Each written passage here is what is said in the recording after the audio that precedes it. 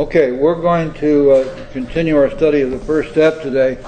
And what I'd like to do is I'd like to have you follow me, and we're going to take a look at the first step as we find it in the big book, and we're going to try to get a true picture of what the first step is and how we go about taking the first step. Now remember that we find the definition of the first step on page 30.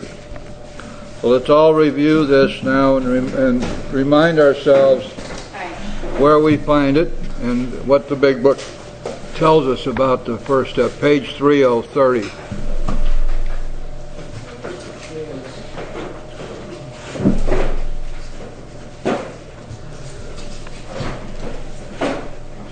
Page 30, second full paragraph. We learned that we had to fully concede to our innermost selves that we were alcoholics. This is the first step in recovery. The delusion that we are like other people, or presently may be, has to be smashed. So now we have the definition of the first step. It's instructive to recognize that this definition does not include anything to do with an unmanageable life. That's because unmanageability of our lives as they have come up to this point really it doesn't have a lot to do with the first step. It is not the second part of the first step or anything like that. A little later we're going to see where that unmanageability actually comes in the hierarchy of the steps, because it does. That particular point is addressed, but not in the first step. The reason for this is that the unmanageability of our lives is something which we recognize at our first step. It's a fact. It's just a fact we deal with. But it is not that which will determine whether we're an alcoholic or not, because most of the people in this world have lives unmanageable by them.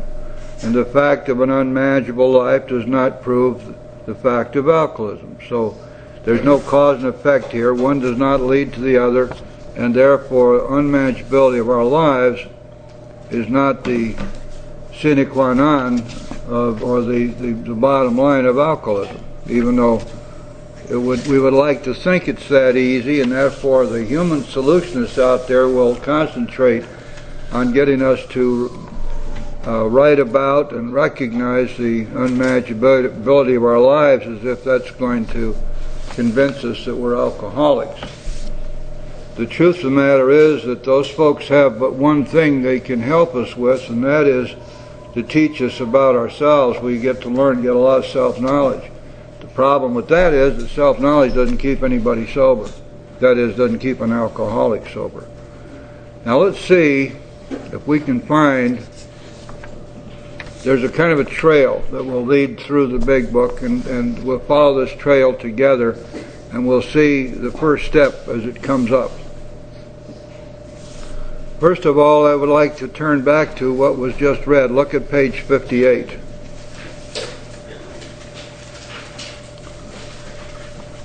The second full paragraph on page 58. The third line down in that paragraph. If you have decided you want what we have and are willing to go to any length to get it, see, that's a conjunctive sentence, isn't it? The decision that I want what you have, but further that I'm willing to do whatever it takes to get it. See, because without that, the fact you want what I have isn't going to make a particle of difference, is it? Because I cannot give it to you. I can only show you how to get it for yourself.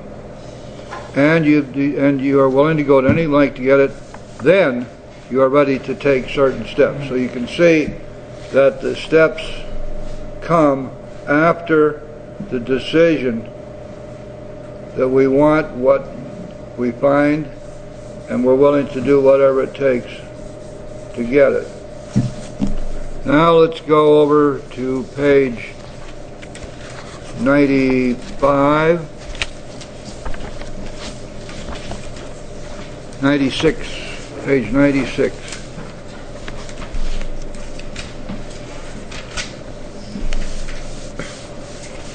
The second paragraph on page 96.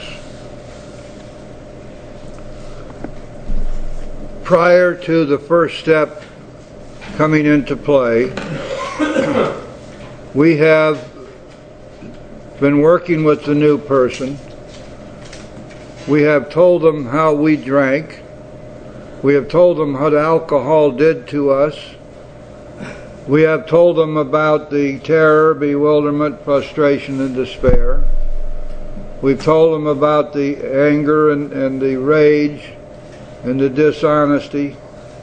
We've told them about all of these things which plagued us. We've told them about our failures in life. We've told them how we tried to stop and we could not. And they were still interested, and so then we told them about the disease and how if they were an alcoholic, that they were afflicted with a disease which is invariably fatal, which is invariably progressive and incurable. If they were still interested, then we told them how we had recovered.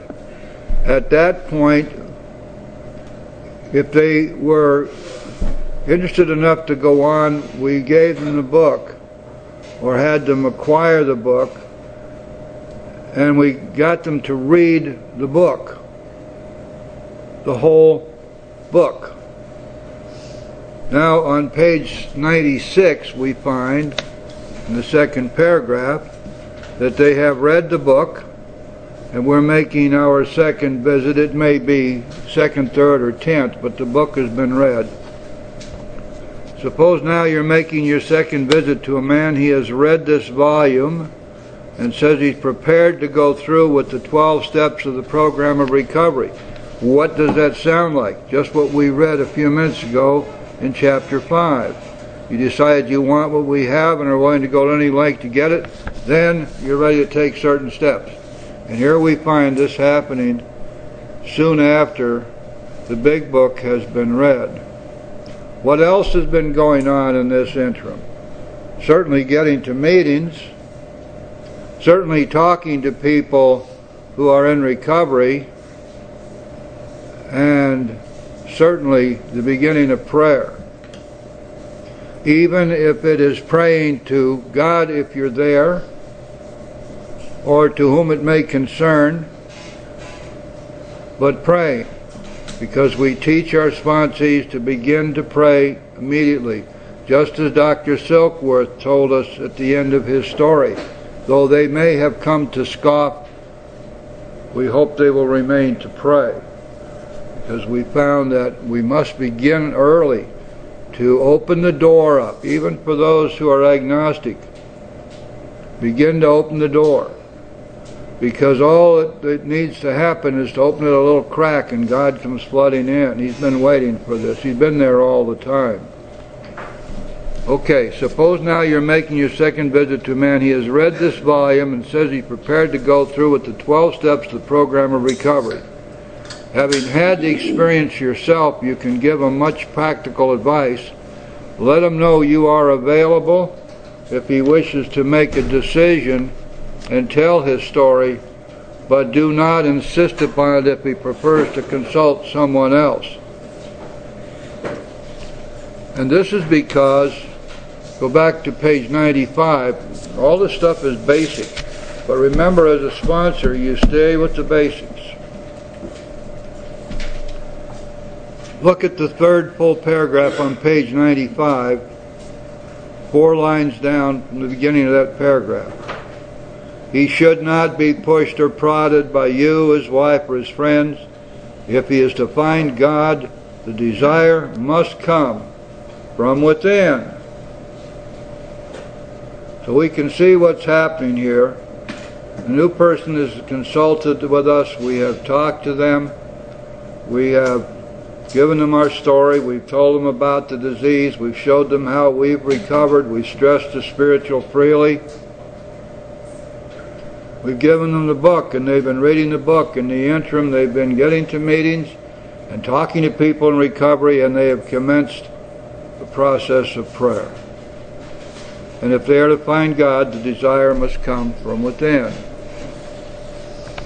So now we can see that all of these things are happening up to this place where this decision is made. Decision that they want what we have and are willing to go to any length to get it. And we know that when that decision has been made, that they're ready for those steps. Now then, let's go back to the doctor's opinion. It'll be on page Roman 28 or Roman 26, XXVI or XXVIII, depending upon the volume you have, the edition you have.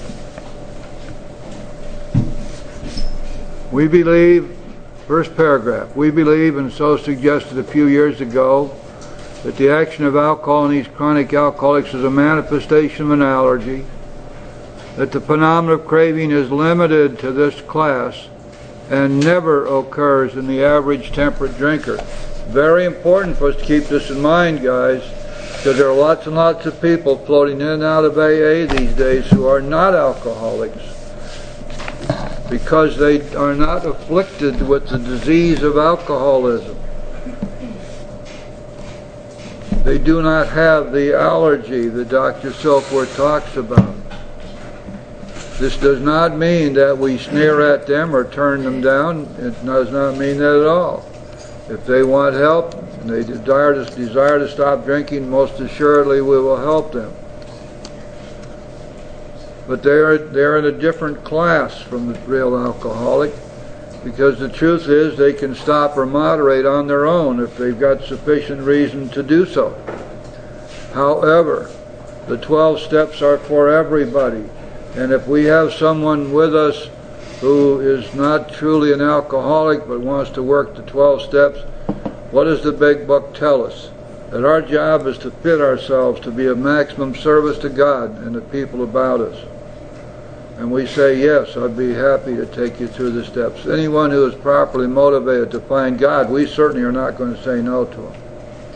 But let's go on in that paragraph. These allergic types can never safely use alcohol in any form at all. So anybody who is a real alcoholic, who has the allergy, who's totally addicted, who's lost the power of choice, can never ever take a drink of alcohol again the rest of their lives, because it will immediately set off the phenomenon of craving. They'll be off and running again. Okay, now then, Bill gave us a very graphic description of taking the first step and how it comes about. Let's look on page 8 in Bill's story.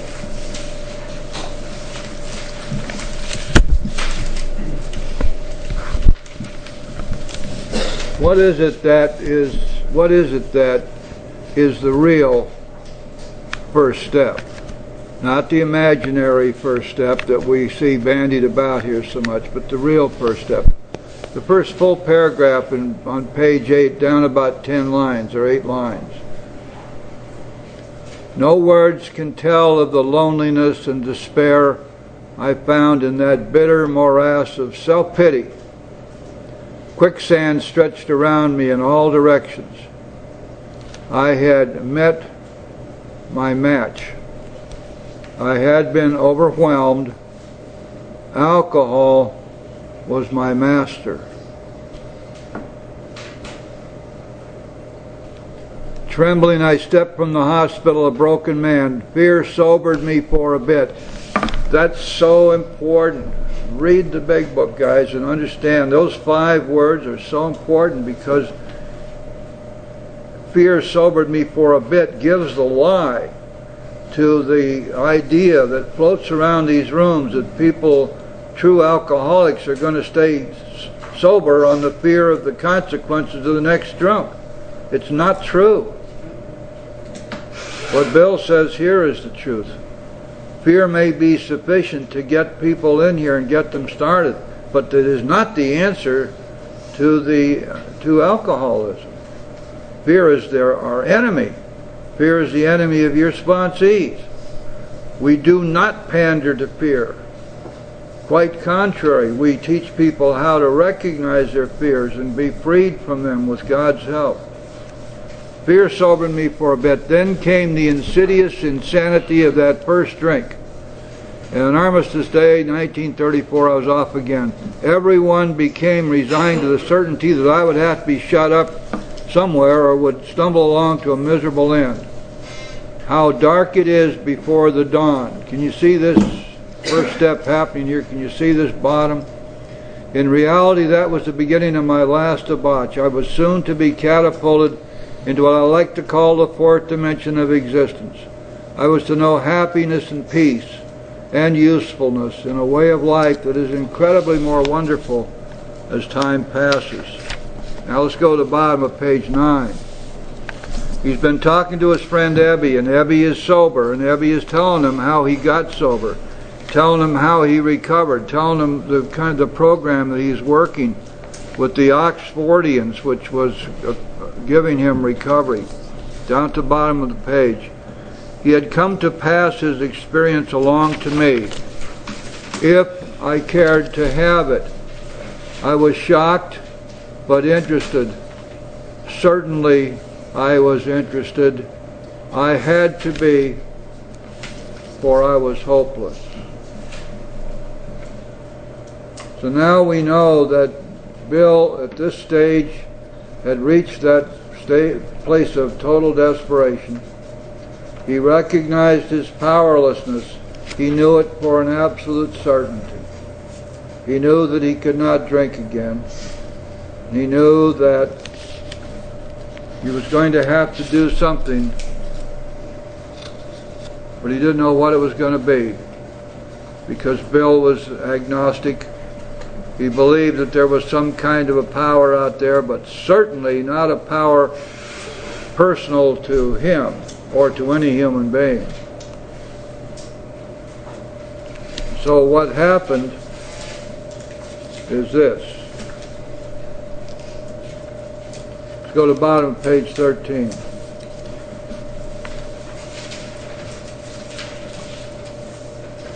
Ebby had been explaining to Bill all the things that were happening and the things he needed to do.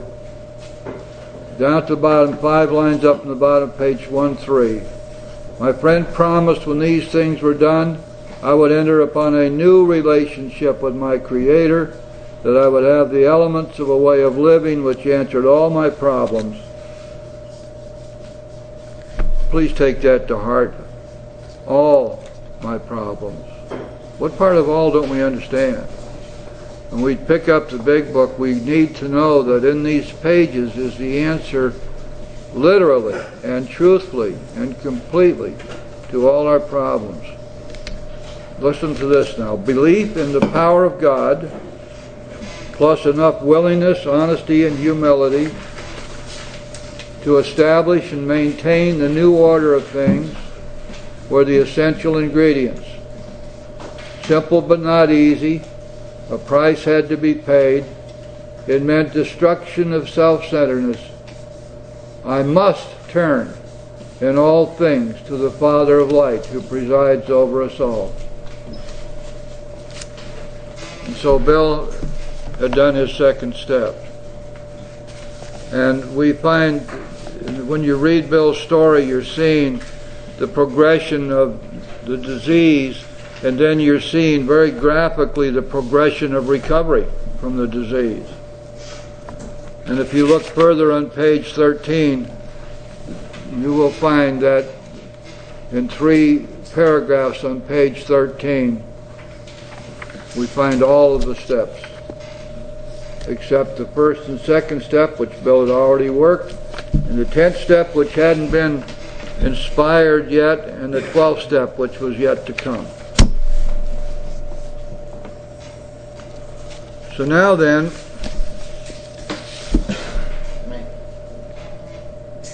question? No.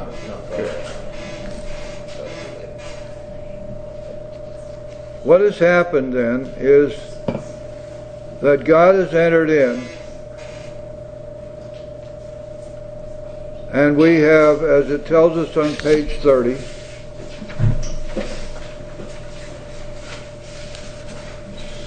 learned that we had to fully concede to our innermost selves that we were alcoholics. That this is the first step in recovery. Now let's go beyond that, because there is a proviso here, and it's well set out in the second sentence in that little paragraph. The delusion that we are like other people, or presently may be, has to be smashed.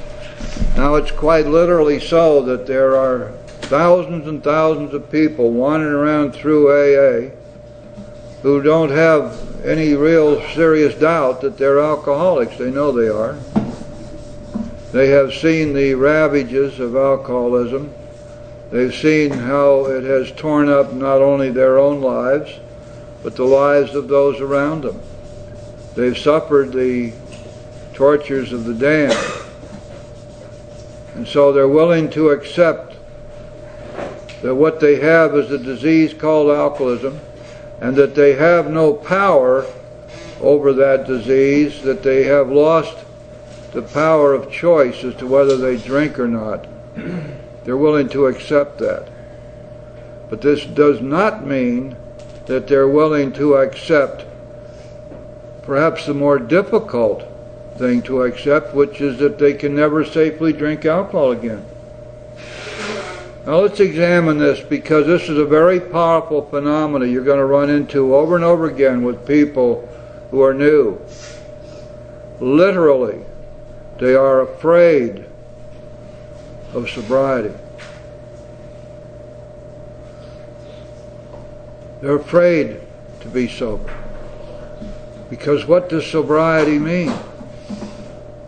First of all, and most importantly, it means that they're cut off entirely from the bottle and all that the bottle has come to mean to them. In one sense, the bottle for most of the people coming in the door has been their only place of solace in this world, even though it had become not just ineffective, but a total and complete menace, their enemy. And yet their minds would constantly tell them before that first drink that here is the way for me to set aside the cares and the fears that I'm carrying and the terrors that are besetting me, and I can get back into oblivion. At least I can get oblivion. So a big part of the fear is that of losing this ability to go back to oblivion. Another great part of the fear is that being sober means accepting responsibility. Another great part of sobriety means accepting commitments. Another great part of sobriety means that we have to get totally out of self and into service. And they've already heard that. It's been repeated to them, and if they read the book, they know. But the hallmark of the incoming new alcoholic is full-fledged, self-centered self-pity. And every bloody excuse in the world for why they have done what they've done.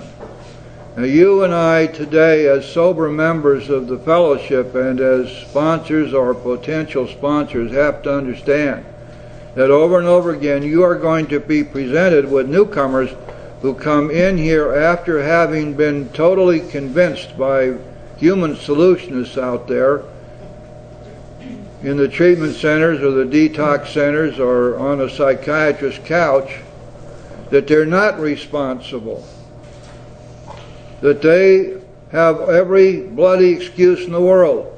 They come from a dysfunctional family. They have been abused. They don't have enough brains. They got too many brains. They're the wrong color. They're the wrong religion. They've had every bad break in the world. No wonder they drink. It can all be traced back to childhood, or it can be traced back to not being in touch with their feelings, for example. If you can just get in touch with your feelings, or not loving themselves enough. You see, that's a false trail, isn't it? Because it's impossible to love yourself. Unless you happen to be civil and have more than one personality. Yes, Brian. A friend of mine at the halfway house said something that was really funny and really true. He said he spent $40,000 on a rehab to find out AA was free. Well, it is true, and this is not in any way to put the knock on anyone.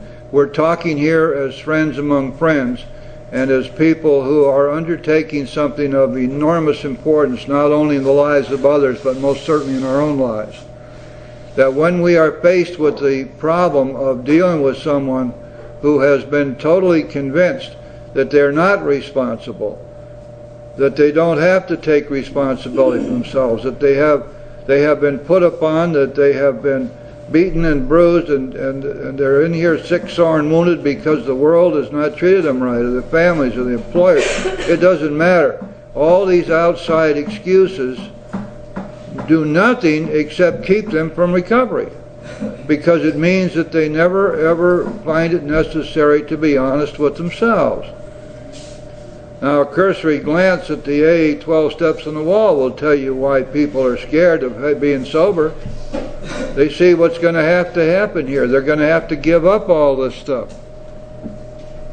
No longer are they going to have the comfort zone of belief that it's not their fault. After all, and they get up here, sometimes they get up here, and I've been sober 15 years and I'm still sick. And I say to myself, oh, you poor person, you're walking around, you're sure you're sick, you're walking around with untreated alcoholism. You've been hanging on by your fingernails all these years. I feel sorry for you. What about recovery? We do get to recover. We get to recover from a seemingly hopeless state of mind and body. And the big book tells us that when the spiritual malady is overcome, we will straighten out mentally and physically. It also tells us something of even greater importance, that if we stay close to God and perform His work well, He will give us everything we need. He will do those things for us which we cannot do for ourselves. This doesn't mean a house on the bay and a 50-foot Matthews and a bank full of money or an offshore account.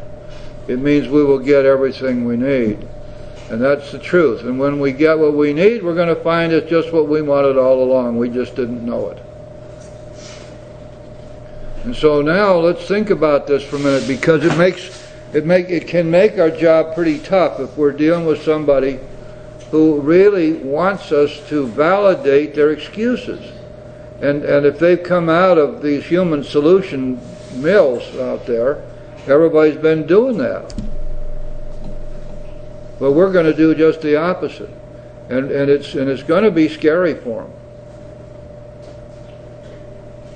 because they're all of a sudden they hear how we recovered. We tell them how we recovered. We tell them about the fact that we faced ourselves, we faced our defects of character, we faced the wrongs that we've done, we faced the people we have wronged, and we've made amends to them.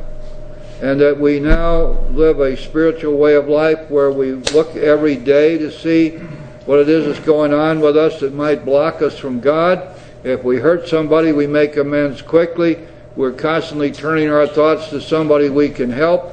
We are out of self-pity, living a spiritual way of life, taking commitments and making sure we live up to them.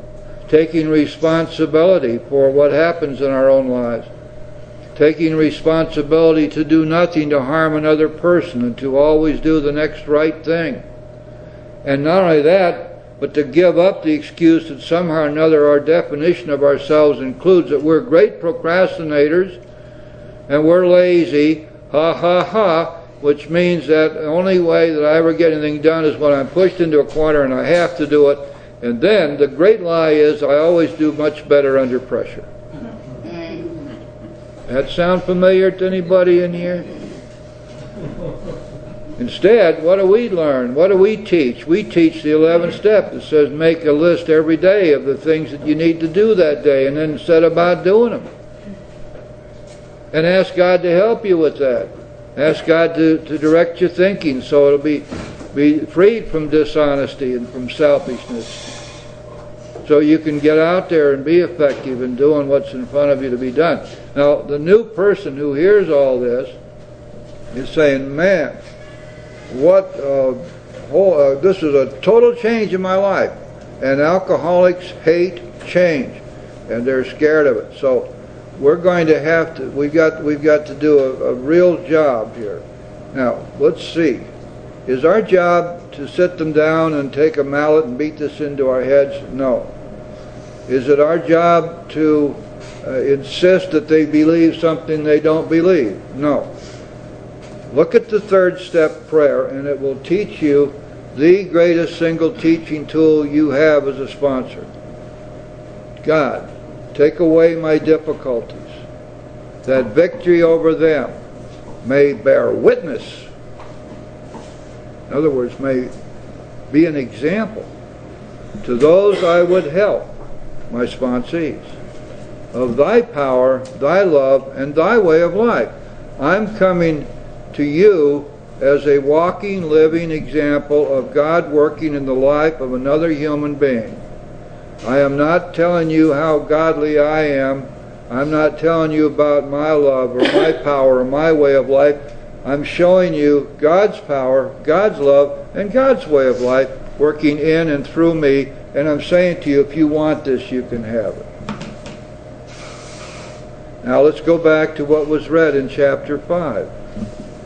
If you have decided that you want what we have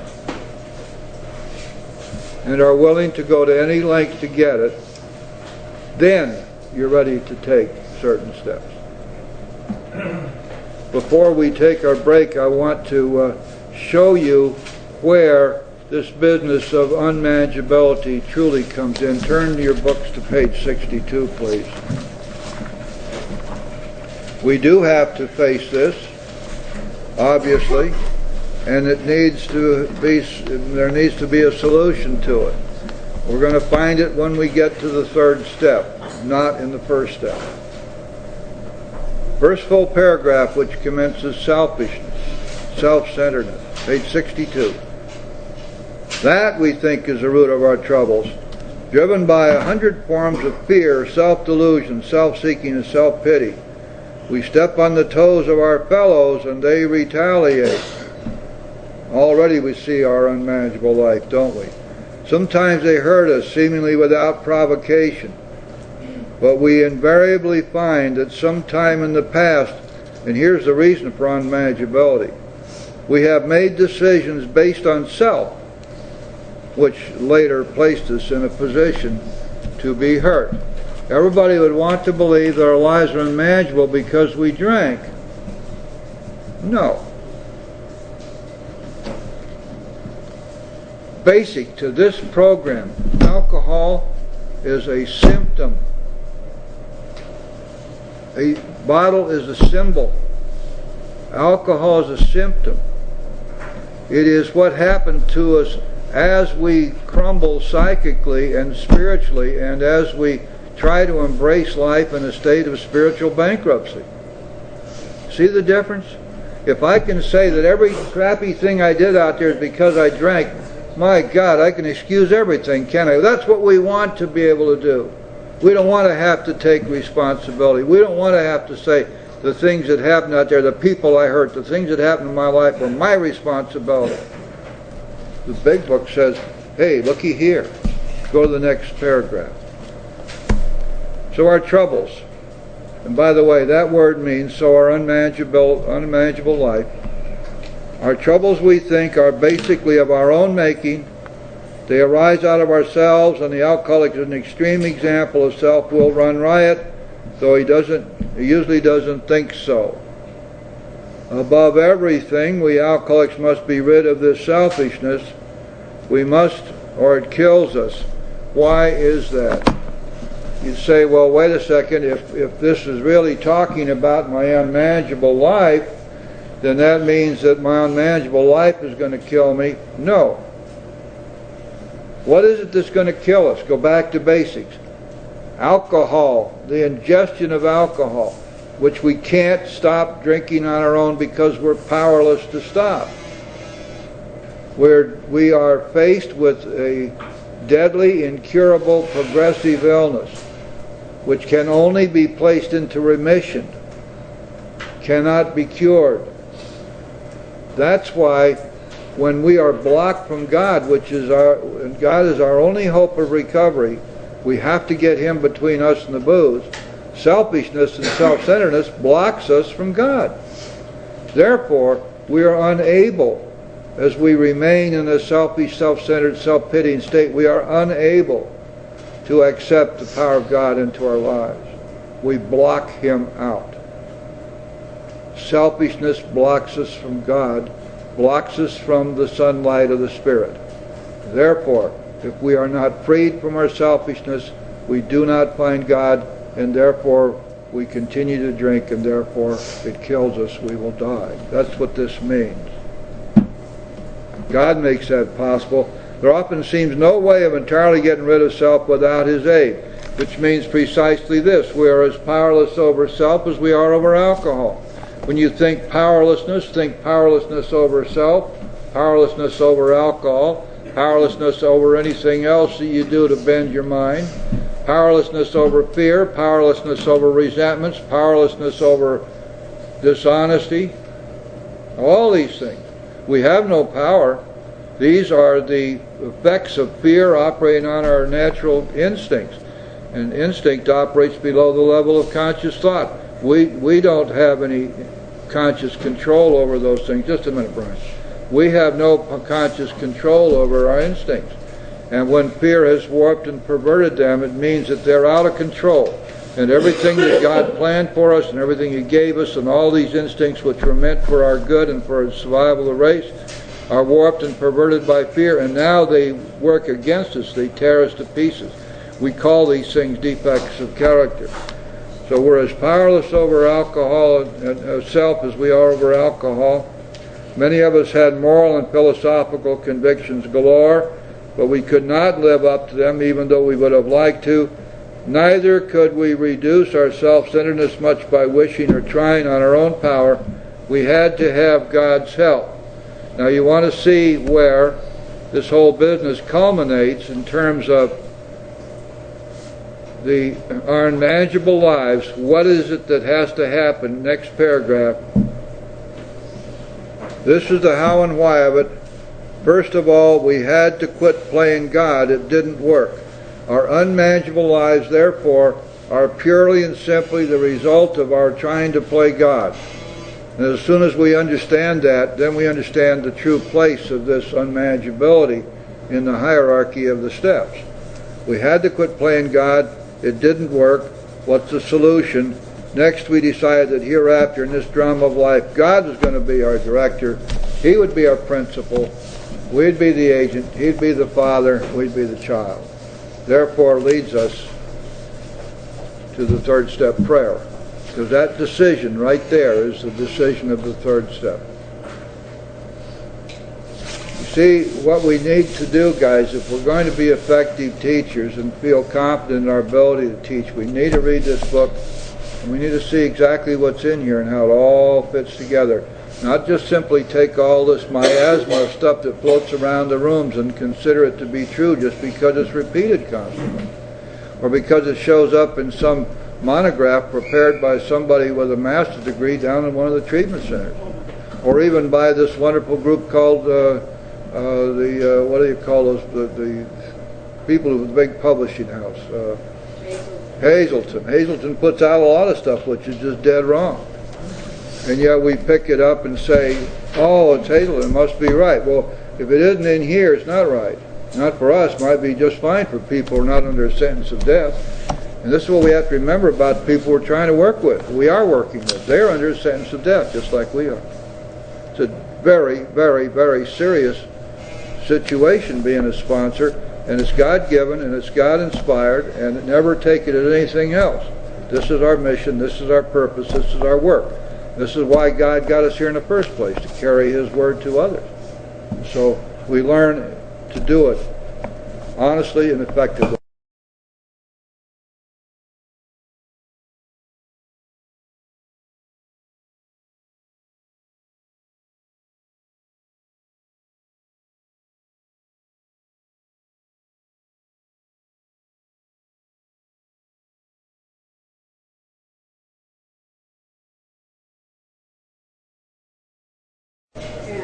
You know what?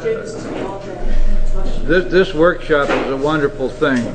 More beautiful women in this workshop than any other meeting in town for the whole week. And handsome men, too. Well, don't let, yeah, that'll go to Tom's head and also Brian. And Pat over there can't say a word, his wife's with him. How you doing there, counselor? Everything's good? All right. Linda, you about to sit down? That's good. Linda's one of our most faithful friends around here. We're glad to see her in all of our meetings. All right, let's talk now about sponsorship a little bit in light of what we've just learned. Though it is extremely important to have a good grasp of the program and how the steps work and be able to teach others how to follow directions. Necessarily, the most important part of a sponsor's job is not what we teach, but how we act. It is absolutely essential that whatever it is we're teaching others, that they see us living that in our own lives.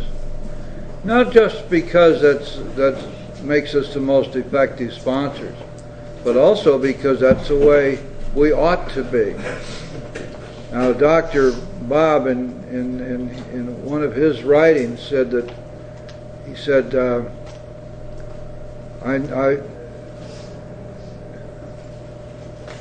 it wasn't Dr. Bob. I know where it is. Let's find it. It's all right. Senior moment. Don't laugh. Let's go back to freedom from bondage.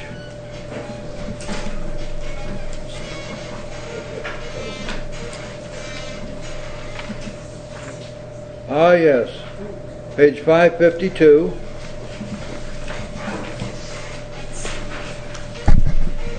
The next to last paragraph, last 3 lines, next to the last paragraph, page 552. The only real freedom a human being can ever know is doing what you ought to do because you want to do it.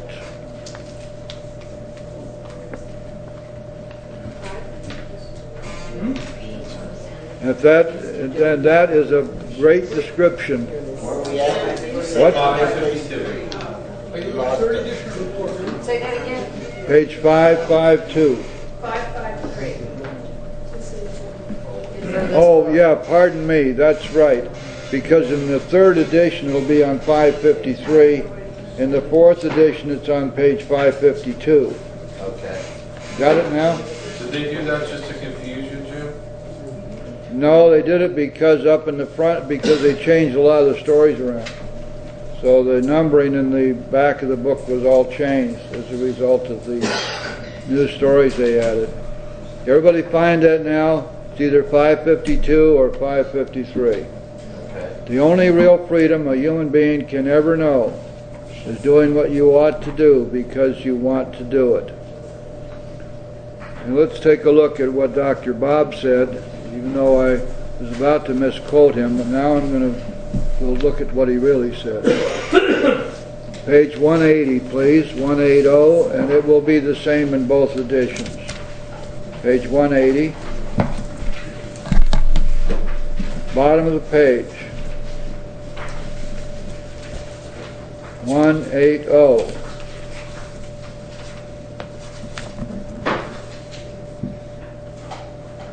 people ought to get some of those little rubber things you put on your thumbs or something. Slips through the pages quicker. I spend a great deal of time passing on what I learned to others who want and need it badly.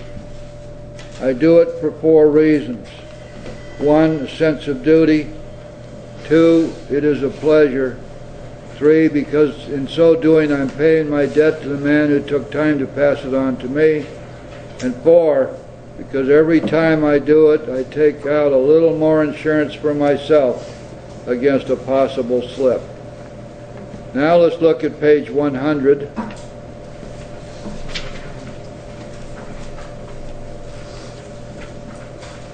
On page 100 is the only sentence in the big book which goes directly to the question of sponsorship. Remember that the word sponsor or sponsorship is not used in the big book. They did not have sponsors when this book was written. The word had not been coined yet. It did not occur in AA literature until 1947. In that year, in an article written for the Grapevine, Bill mentioned that some of the groups were appointing sponsors to help newcomers through their first few weeks or first few months. That's the first time in the literature we find that word sponsor. But on page 100, the first sentence in the first paragraph, first full paragraph, boy, we have to take this to heart. Both you and the new man must walk day by day in the path of spiritual progress. You see what we're really looking at here with sponsorship? 2 human beings progressing spiritually together. So now that brings it back to this requirement that we, as sponsors, in the vernacular around here, walk like we talk, that we demonstrate in our affairs those things which we are teaching our sponsees to do. It is not enough to say, don't do as I do, do as I say. That may work very well in the military, but it does not work at all in AA. And so we're part of what we're doing here is conditioning ourselves to the idea that we're going to follow the 12th step implicitly and explicitly. When the 12th step says that we practice these principles in all our affairs, it means precisely what it says. And we're not going to allow ourselves to take a great deal of comfort from the idea that we are not saints, that we are not perfect, and so on and so on. Now that leads us to another one of the myths that are floating around here all the time, given great credence by having been repeated so often, and having been promulgated by our sainted Bill Wilson in the 12 and 12 at a time when he was almost out of his mind with depression and suicide and LSD. When it was still legal. Also, he was trying to become sainted by joining the Catholic Church, but they wouldn't have him. And he wrote a number of things which were dead wrong. One of the most glaring things he wrote that's dead wrong is that the only step we can work perfectly is the first step. How many have ever heard that around the room? Put your hands up. I hope you disregard it totally the next time you hear it. Let's just think about it logically for a second. The second step. What is the second step? A belief, isn't it? Now you tell me how it is that you can come to believe only partially. Isn't it true you either believe that God can restore you to sanity or you don't? Is that true or not? How can it be anything other than a belief or a non-belief? If we believe, we've worked the second step. How about the third step? The third step is a decision. We just read it a few minutes ago. Therefore, we decided that hereafter in this drama of life, God was going to be our director. We decided, in effect, to quit playing God because it didn't work. Now, how do you only partly decide? Is it that we're trying to insinuate there that we don't work the third step perfectly because we don't decide to let God be the Father in all things, only in some things? But if we do that, have we worked the third step? No. Look at the third step prayer. God, I offer myself to Thee, to do with me and to build with me as Thou wilt. Is that offer conditional in any sense? No, as a matter of fact, we get down a little bit further in the text under the third step prayer. It tells us precisely the opposite, that this prayer is offered without condition, without reservations of any kind, doesn't it? Now you tell me how it's possible to follow the big book and follow the directions and not work the third step in quotes perfectly. Take a look at, for example, the sixth step. The sixth step, if you read the 12 and 12, is one of those if, as, when, come, and maybe things that is so comparative, and I mean it's nothing but psychobabble if you look at what you read in the 12 and 12. But read the big book. We came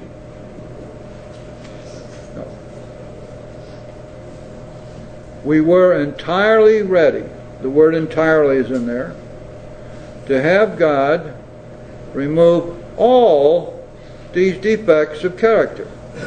Now, if we are not entirely ready to have God remove all these defects of character, we haven't worked the sixth step. How can it be otherwise?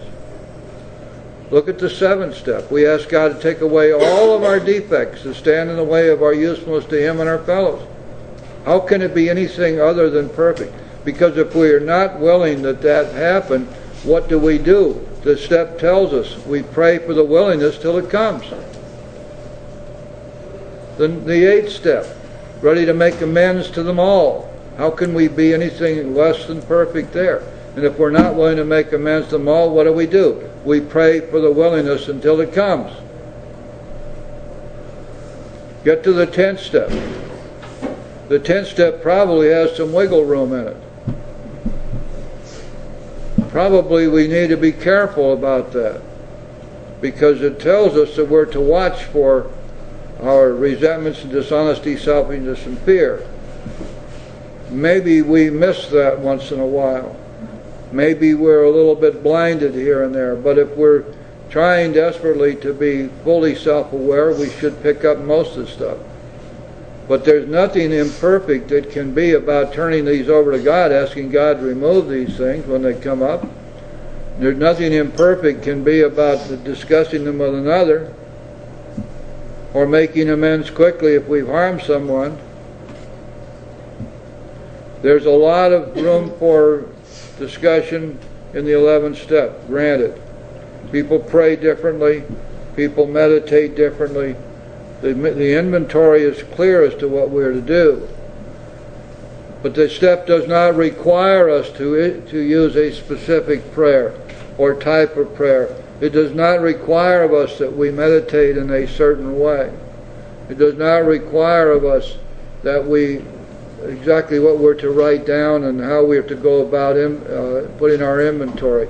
We're asked the questions. We have to answer them. That's true. But we can work it perfectly by answering those questions, those 10 questions every night. In the morning, asking God to be with us during the day. In the morning, praying and meditating. And through the day, praying.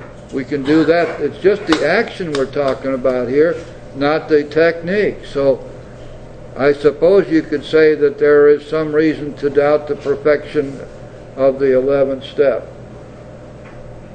But to say that the only step we can work perfectly is the first step is pure balderdash.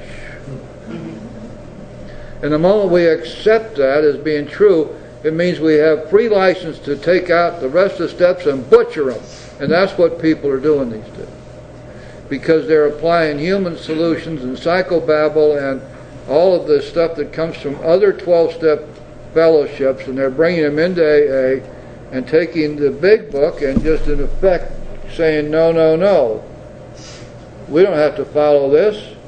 After all, this was written by a bunch of old white guys sitting back there. Most of them were waspy guys. What do they know about modern day stuff? And now we've had 67 years of progress, and so we're going to take all that progress and we're going to put it all together in a whole new stew, and we're going to come out of it with all this new stuff. You only have to work one step a year. Only work one step a month. It doesn't matter how you work steps as long as you work them on and on and on and on and on. And we take the directions in here and we scrap people. We have to remember something. You're going to be a sponsor. Think about this. Millions of people have recovered using and following the directions in this book. Are you willing to take a chance with your life and the life of somebody else by trying to come up with some cockamamie thing that somebody's invented, saying this is the modern way to do it, when you know that this works and not one word's ever been changed, because it does work. Not only does it work for alcoholics, it works for addicts, it works for fatties, it works for people with emotional problems, and with people with sex problems, and people who bite their nails, and people who pick lint out of their navel. I mean, it works. Whatever the problem is, it works. And if it didn't, promise you, we wouldn't be here. If these 12 steps did not work, we wouldn't be here. That's why we are here, because they do work. Yes, Brian? Yeah, that's what I was going to say before. It's almost like a vision. I thought you might have forgotten, but go ahead. It's like a vision. I mean, do you think that all these programs have the same main basis? And instead of saying, Overeaters Anonymous and Alcoholics Anonymous, like you said, all those Sex Anonymous, that everybody can come to one room and the first step saying, we admit we are powerless over self and that our lives have become unmanageable, because basically that's what it is. And alcohol and overeating, food, that's all just simple. You've been reading my mail. The 12 steps are for everybody. Why? Why? I'll tell you, it's very simple. The 12 steps are spiritual principles that have been around forever. Now listen to this, because this is important to understand. The 12 steps are spiritual principles which mankind has always known about. The problem is that they had never before been restated as steps of action. You can go to the Bible, go to the book of James, you'll find them all in there. But people have been told how you are supposed to be, how you are supposed to live your life, how you are supposed to feel, how you're supposed to act, but never once told how to get there. See, that's the difference. We are expected to be certain ways when we go to church. We come in here, we're shown how to be them. In other words, these principles have been reduced and restated as steps of action, which means very simply this. If you and I and the people we sponsor will take these steps and incorporate them in their lives, live them as a way of life, they take all these great spiritual principles and incorporate them within themselves. It becomes the way they live their lives. And that's what you and I as sponsors must do. We take the 12 steps seriously. Practice these principles in all my affairs. And when I do that, I become a living, breathing example of the power of God working in the life of another human being, which means that we are demonstrating to the people we're sponsoring everything that we're trying to teach them about how to live their lives. And this is a wonderful thing. It makes working as a sponsor so much easier. And when you have somebody who is afraid of sobriety, sometimes you have to work them in kind of slowly. But the most important thing is that they see that you're living a sober life and a spiritual way of life, and you're happy, joyous, and free. And why should that be? Well, here's something which we seldom hear discussed. But in chapter 9, the chapter of the family afterward, the big book says that we're sure God wants us to be happy, joyous, and free. That means that it's God's will for us that we be happy, joyous, and free. That means that our heritage, each of us, as we sit here, is happiness, joyousness, and freedom. Remember, the big book says we absolutely insist upon enjoying life. That sobriety is not a vale of tears or a swamp of depression, quite the opposite. We have the heritage. Now, of those three, happiness, joyousness, and freedom, freedom is the greatest gift of all because it means freedom from the bondage of self. We get to have the joy of living. We get to be happy in our lives because we feel successful. Now, that's a kind of a tricky concept, but let's think about it for a second. If you want to be successful and you want to teach your sponsees how to taste success, you teach them the very, very simple way of living their lives. That is, each day, you're going to have your prayer and meditation to start the day. You're going to sit down and you're going to figure out what's on your plate to be done today, what's on the agenda. Then you're going to go out and you're going to do what's in front of you to be done today. Whatever's there, we're going to do it. You're not going to hurt another person. You're going to do the next right thing as it presents itself. And it's not so difficult as it may sound. Because the big book tells us that if we do as we believe God would have us and leave the results up to Him, we're going to be just fine. And of course, that's the last thing. We always leave the results up to God. So we do what's in front of us to be done. We do the next right thing. We don't harm another person, and we leave the results up to God. Now here's what happens. If we live our lives that way during the day, then tonight, when we review our day, we look back. And guess what? Even though the results were not what we had hoped, even though we did not get everything that we had anticipated getting, nevertheless, we will feel successful. Because success will not be measured in results, but in effort. Did I do the right thing today? And when I look back on my day, regardless of the result, I will feel successful. I have successfully completed my day. And if you feel successful, I promise you, you will have happiness. I've never yet met a person who felt successful who was unhappy. And I've never yet met a person who felt like a failure, who was anything but sad. When you look at your unhappiness and your sadness, look back to see what you consider to have been your failures rather than your successes.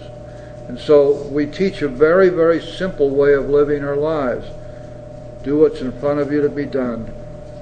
Do what's on your plate. Don't shirk, don't put off, don't procrastinate. Just do it.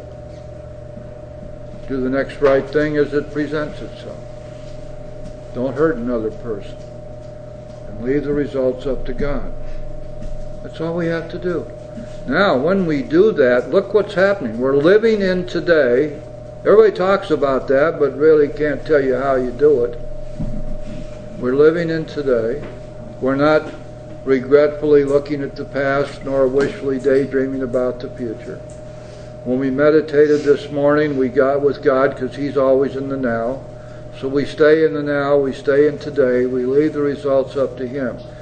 And as Dr. Paul said in his story in the back of the book, I never sit while waiting for God to show me what to do. Rather, I do what's in front of me to be done, and I leave the results up to Him. However that turns out, that's God's will for me. Makes sense, doesn't it? And it makes it so bloody simple.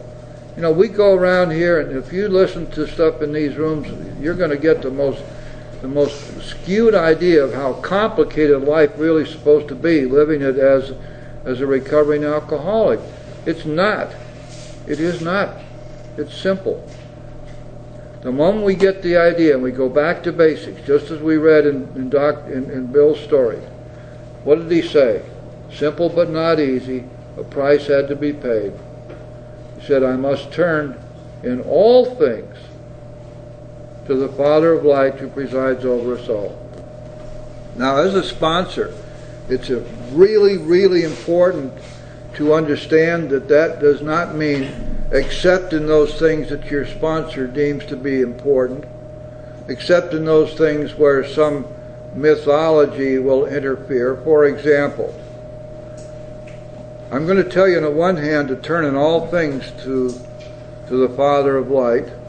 I'm going to tell you that regardless of what's going on in your life, you must allow God to be in charge. I'm going to tell you that the results must be left to Him. But on the other hand, I'm going to tell you don't have a relationship for a year. Now, how can we reconcile those two things? I'm going to tell you don't make an important decision for a year. How can we reconcile that? If I'm going to say to you, sponsee, you follow God in all things. You turn to Him.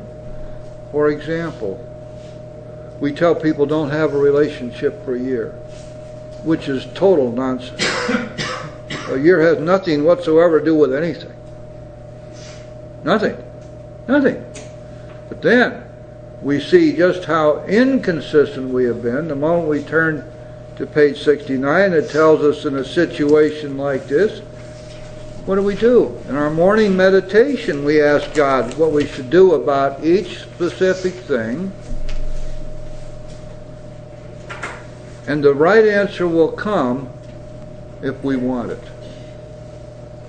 Now that's being consistent. What business do we have meddling in somebody else's love life anyway? I can't figure that one out unless somehow or another we're getting a kick out of it. If I'm going to tell you, you're my sponsee and you must be celibate and monastic until I tell you otherwise, what have I done except that I have established my power over you? Not only have I established my power over you, but by making you obey me in this, under the threat of being fired, I've created a dependency, haven't I? And not only that, but I can go around now, and I'm keeping a little list down here that I don't make public very often, which I'll give little marks here, which show that every time I'm able to make somebody do what I want them to do, boy, there's another mark, there's another mark. And then I have another list over here. Those who are dependent upon Jim, ha-ha! Man, does that make me feel good. Because I haven't got a life of my own. See, so many people stay sober on the ego of sponsorship. And the only way that they can feed their ego is by making their sponsees dependent upon them and ordering them around and making sure that they have controlled their lives. How in the world can we say on the one hand that dependency upon other than dependency upon God is a sure way to disaster, and at the same time make it our business to make our sponsee dependent upon us? Yes, Bob? Could I say that any form of control is a civil form of abuse? Well, yeah, control. I mean, how in the world can you justify, or how in the world can you talk about controlling somebody at the same time tell them that they can't allow anybody to control them? Isn't that what we tell them? What does it say here? What does it say here? Ah, yes, page 98.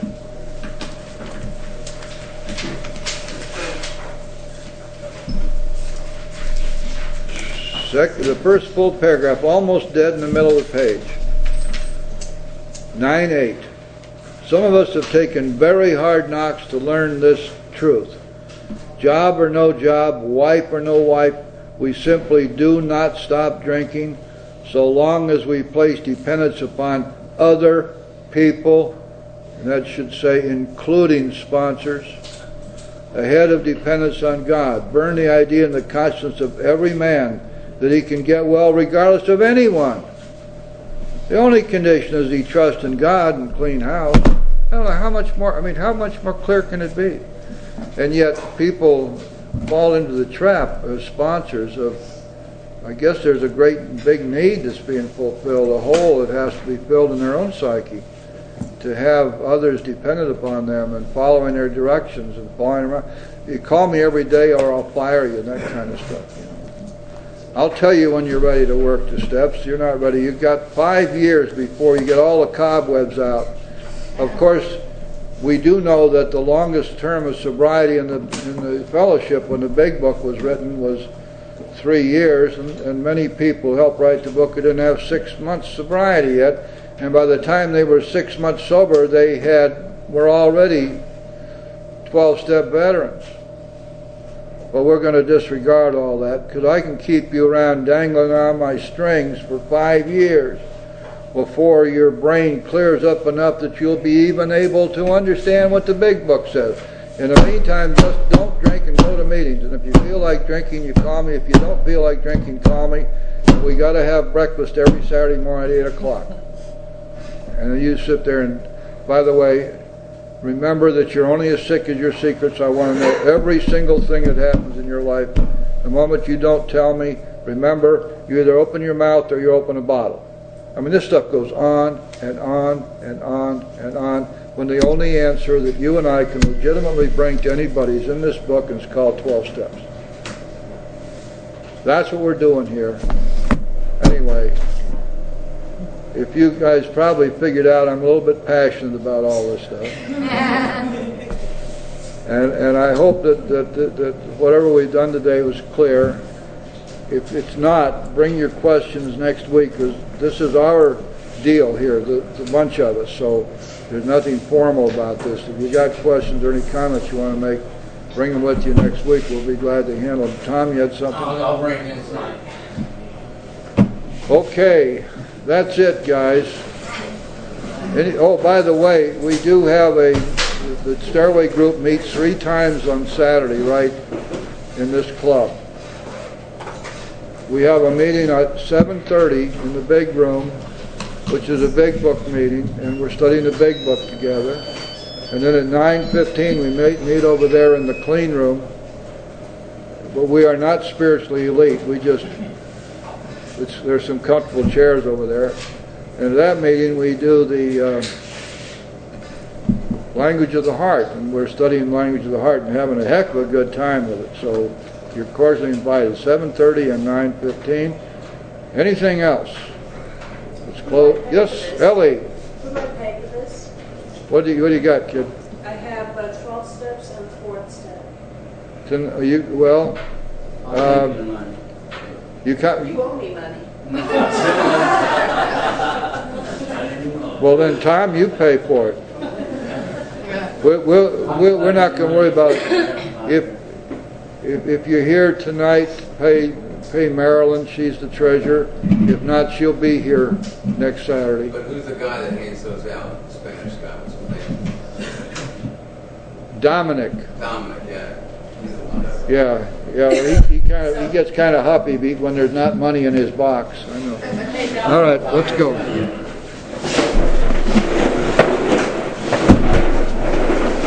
Wow, what a great turnout. We're going to be small but big. There's like 10 people there. Come on in, Marlon. There you go.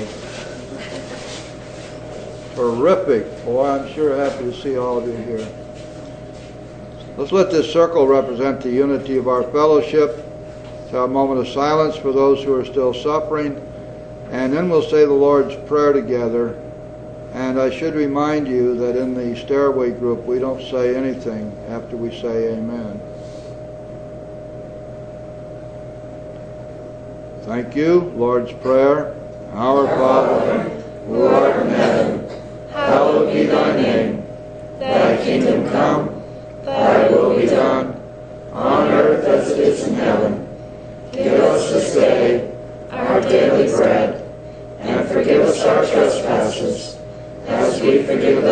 trespass against us. And lead us not into temptation, but deliver us from evil. For thine is the kingdom, the power, and the glory, forever and ever. Amen. Thank you all for being here. See you next week. God willing, and the trick don't run. Where's your sponsor? She's already there. Sandy. Yes.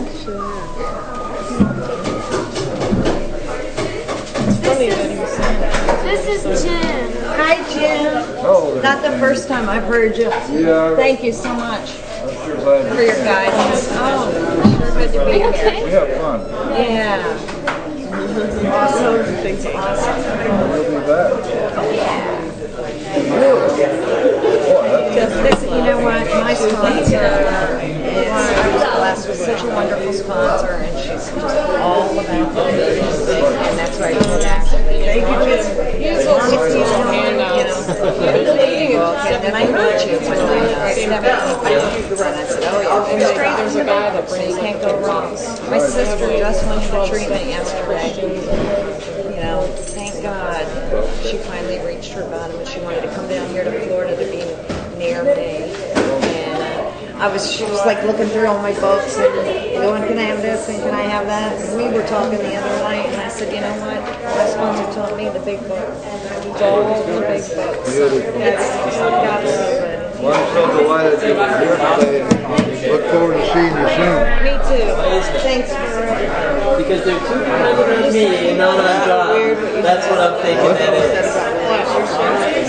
Yeah, things been like out of a relationship like my first year, and I just started my fourth step and I've been sponsored and everything.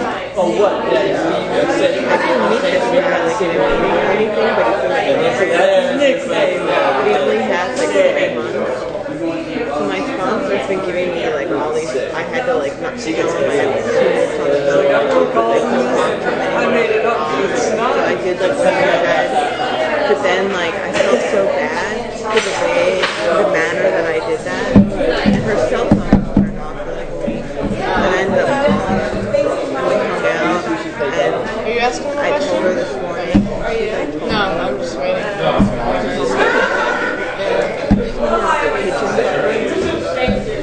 Isn't that a nice thing to say? Like, I'm like really.